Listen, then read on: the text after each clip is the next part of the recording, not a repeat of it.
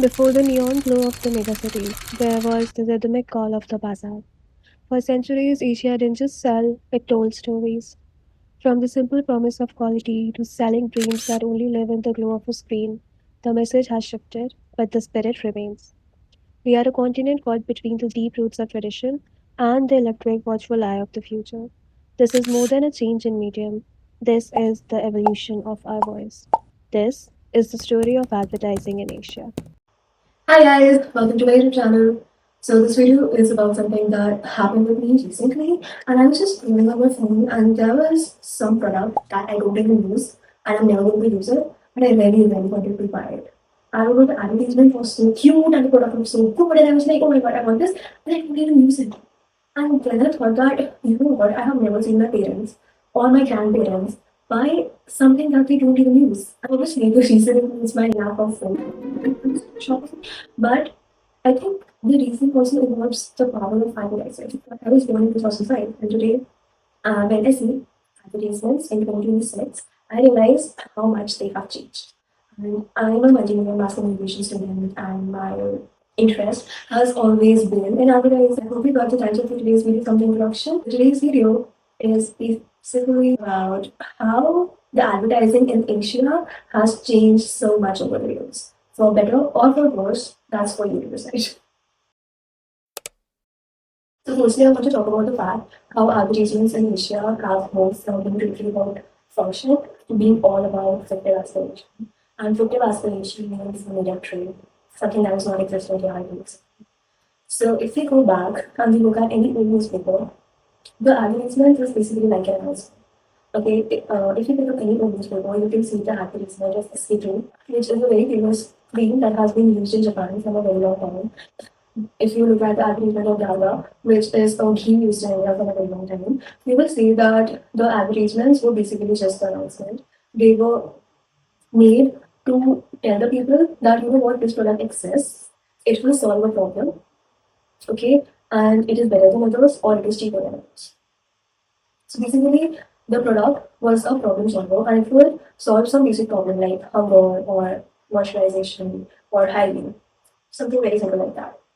But today, if we look at any advertisement, the advertisement rarely talk about the use of the product, the ingredients used in the product, and they don't even talk about the product anymore. Okay? So instead of showing you a watch and telling you its benefits and why you should buy it, they would rather show a person who is going on a vacation in his private jet and he is wearing a watch.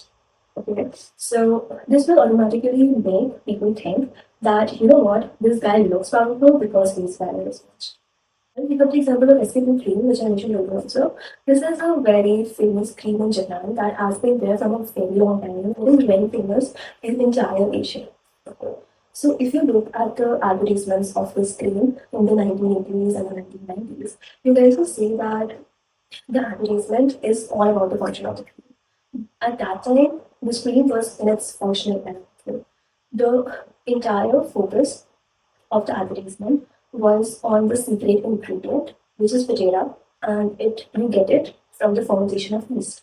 Okay. So the entire focus was on the fact that this cream contains this product, potato, and it solves a very practical problem, which was of aging or dullness. Okay, so it was all about the physical results. に出したのして、スキンブライトナーはメラニンのかけらをきれいにしていき、肌トーンをアップしてくれるです。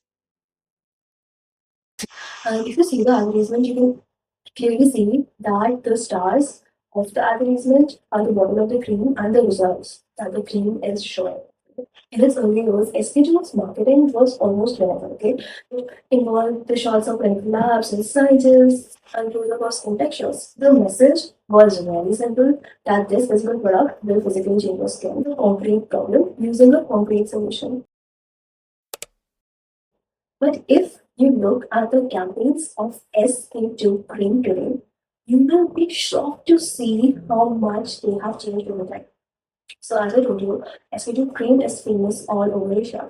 So we started a campaign in China. In China, there is actually a lot of shame put upon single women. Okay? There are terms for them, shenglu. Shenglu means leftover women. 把自己嫁出去，第一天不结婚，父亲就不死。不要任性，可怜天下父母心啊，挑来挑去的，哪里不合多个女人就应该结说你现在已经是剩女了。And this word alone explains how embarrassing, how shameful, and like humiliating it must be for the women. So in China, they started a change destiny movement. And they did a marriage market takeover in China.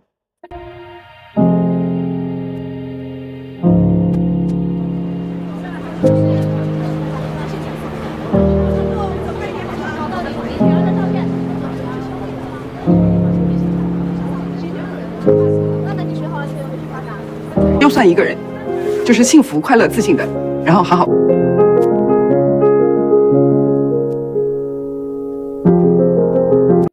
The message that this campaign gave was that, you know what, you're not left over. You are powerful. Go ahead and change your destiny. And in this advertisement, you can clearly see that there is little to no emphasis on the product. But in this long advertisement, the entire focus on the women who have been labeled as shallow. So this advertisement is not only selling the cream, but most importantly, this advertisement is selling the dream of independence to women. And this campaign was a huge, huge success in Asia because this campaign actually changed this product from being just a cream to being a symbol of a women's identity. It completely moved from being just a skincare product to being a life philosophy, literally. That by buying this product, you are not just making the skin better, you are actually supporting this movement of independence and courage for women. I'll tell you again, there was a person, Becca, and he gave us a lot of beautiful philosophies. And one of his very famous philosophy, which was very famous today also, is that I think, therefore I am. A lot of people find it very confusing, but I think it's very simple. He basically says that the only thing that you can be 100% sure about is your own consciousness. Every other thing that you know, your body, the stars in the planet, the chair, the bed, your parents, your family, they all come second because they are there because you're able to think about them with your own consciousness. You only think about them through your thoughts. He wants to say that everything can be fake, right? We sitting here, it could be an AI. Okay. A lot of times we see things that does not exist and we call it optic illusion. We see different realities that do not exist and we call them dreams.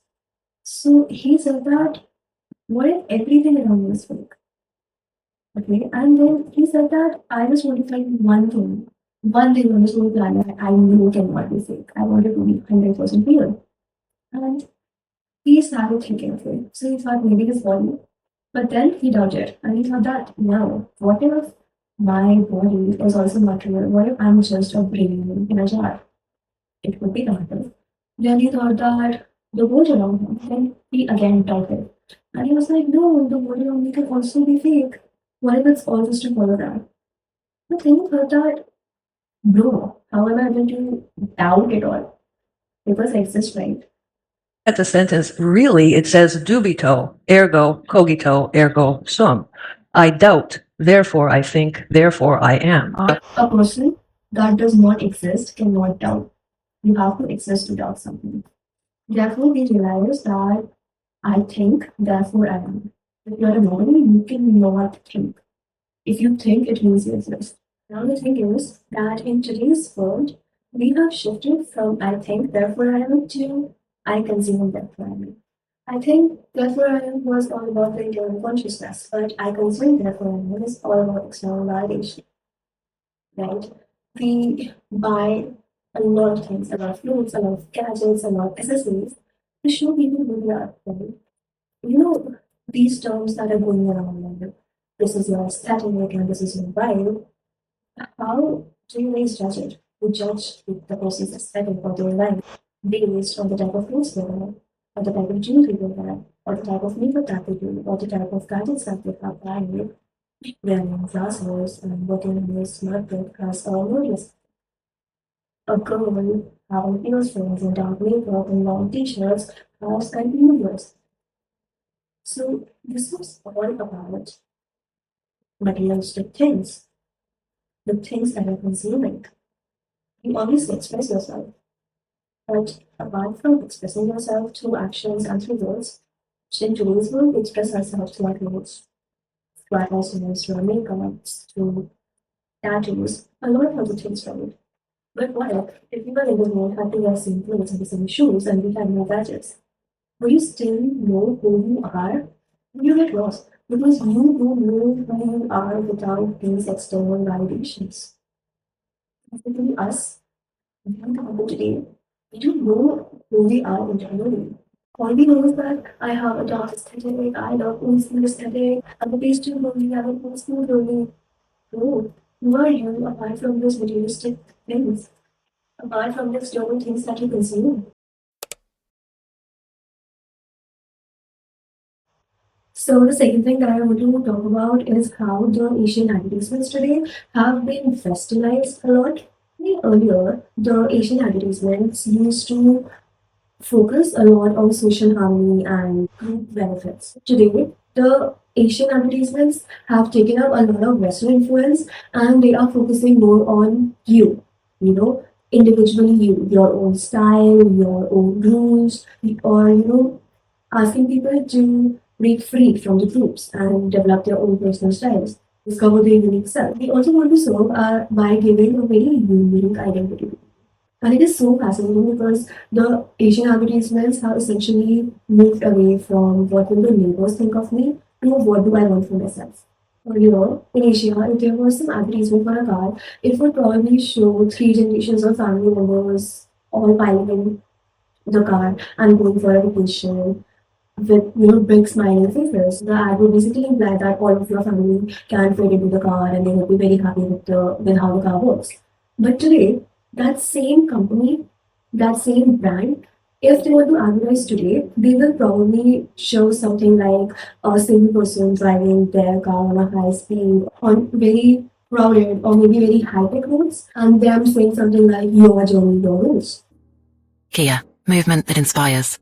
Here we can see two concepts. One is collectivism and the other is individualism. Collectivism is basically a concept where a lot of focus is on the interests of people as a group.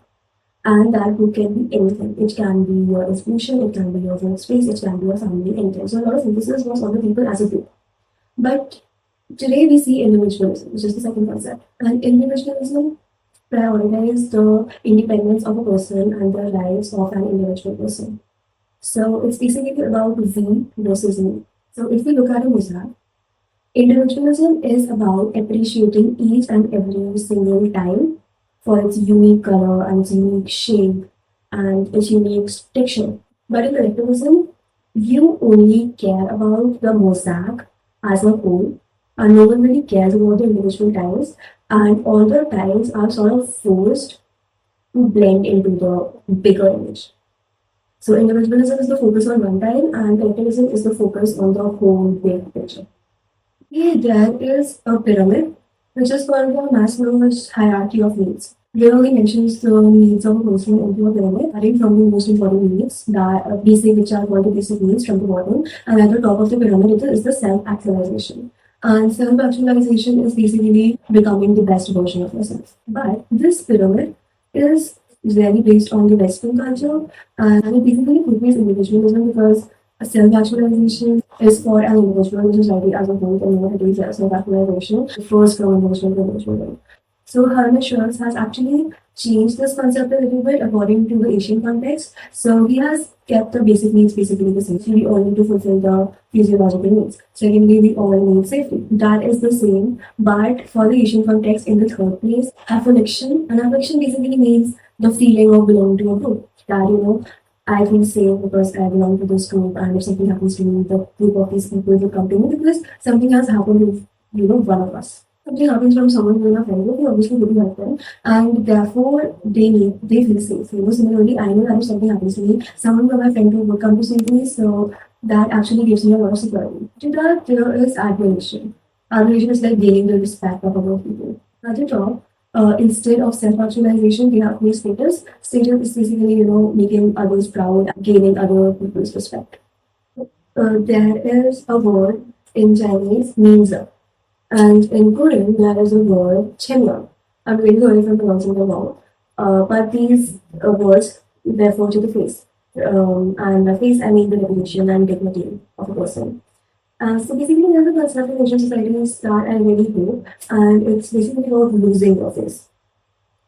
And it means that, you know what, if you do not have enough money to give other people as a gift at their wedding, or you do not choose the best school for your children, you don't celebrate a huge wedding by inviting 100 people, you lose face in the society. There's so much societal pressure in Asian cultures, which I really do not like. They go to huge lengths to save their face. They borrow money from brands to organize this huge wedding where I don't know half of the people are strangers, cut off on a lot of things of necessity just to give someone a huge present at their wedding. And earlier the advertisements really used to play with this fear of the Asian people. 中华儿女嘛，就是孝有为当先，因为他反正就不结婚肯定是就是不孝的一种。重要决定必须。You know that if you do not put your child in the best coaching, you are hampering their future. If you do not give something so extravagant to someone else, then you will lose face. What will other people think of you? You will be outcasted from the society because you did not organize a group wedding.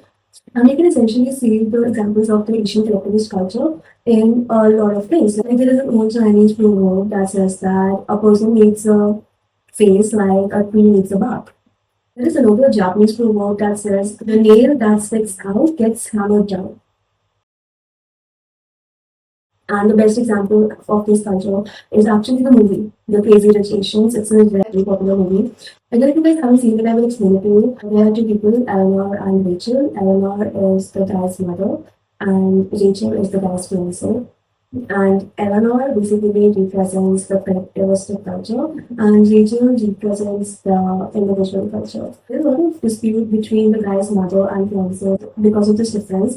And there is a scene where the guy's mother literally says, You're foreigner, American, and all Americans think about is their own happiness. It's an illusion. We understand how to build things that last, something you know nothing about. and this movie very beautifully portrays the contrast between these two cultures. The conclusion of this part would be that earlier, the advertisements were a lot about people sacrificing their own happiness for the sake of society. A good example of this would be the Thai advertisement, the unsung hero,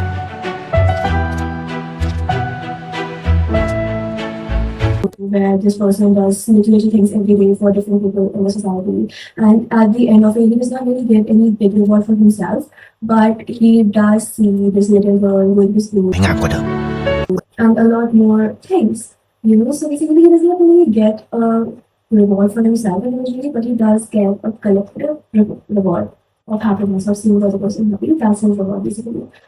But today's advertisements do not really show that. If you take up the advertisement of any mobile phone or any other gadget, any car, they will basically show the personal advantages that you will get. So maybe for the new advertisement of Samsung,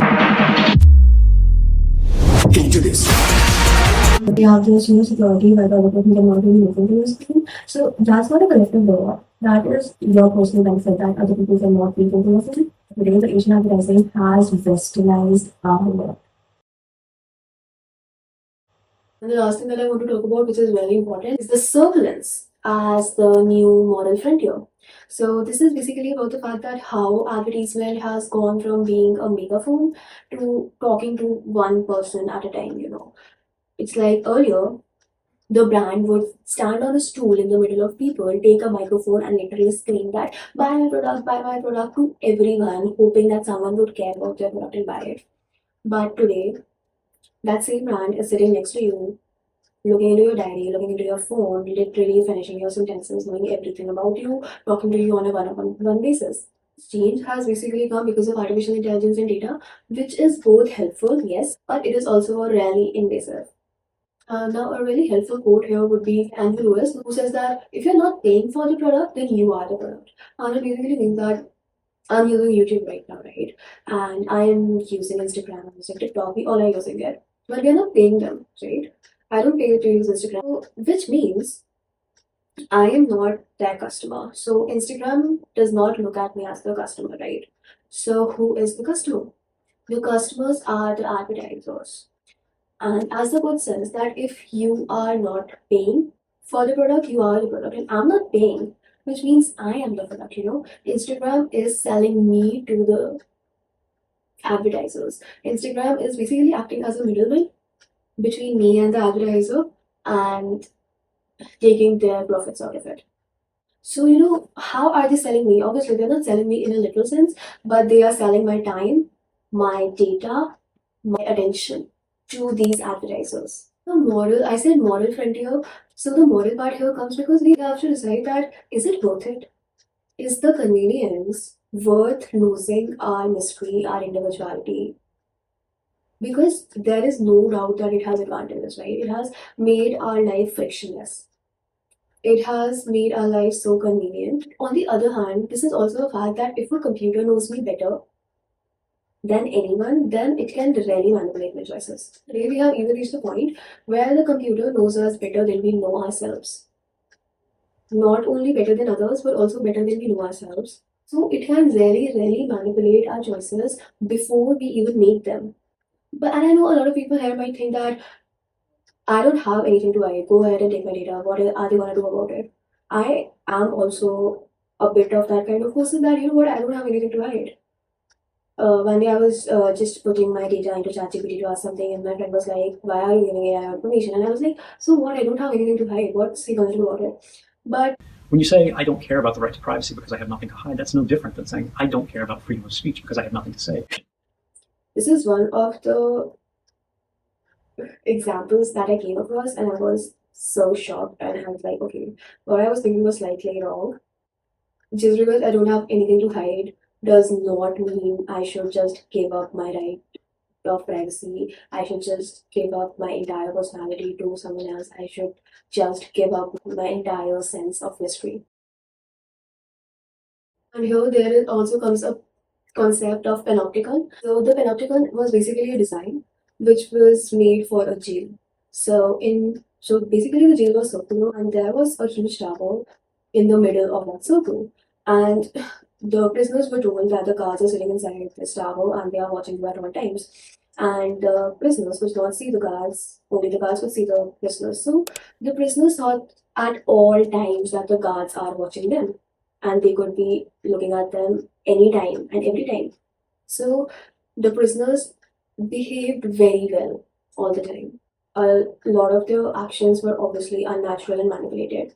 And today, I am taking this philosophy and I'm saying that today, that prison tower is our algorithm. We know that someone is looking at us at all times. You know, I have seen so many people, including my own mother, saying that I don't watch this kind of reels because if I know if I open one, then the next day I will get 50 similar reels. So it's better to not open it. And that is literally manipulation of actions. Naturally, out of curiosity, she would have opened that reel, but she did not open it saying that I know if I open it tomorrow, I'll get 50 of it. So let's not open it.